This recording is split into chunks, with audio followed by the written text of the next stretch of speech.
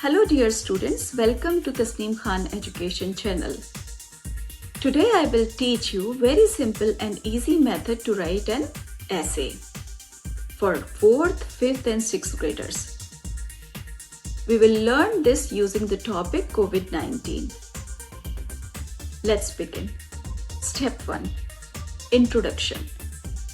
Write 2-3 simple lines explaining the topic, tell what COVID-19 is and how it affected people. Example introduction. COVID-19 was a disease that spread across the world. It changed our daily life and our school routine. Step 2. Main body. Write 3-4 small lines. Tell what happened during COVID-19. Explain how life changed. Example of the main body. During COVID-19, schools were closed and we had online classes. We wore masks, washed hands and stayed at home to stay safe. Doctors and nurses worked very hard. Step 3. Conclusion.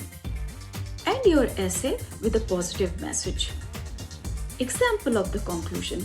COVID-19 taught us the importance of health, safety and helping each other. That's it. Dear students, 3 simple steps: introduction, body and conclusion, and your essay is complete. Hope you enjoyed this lesson. Please like, share and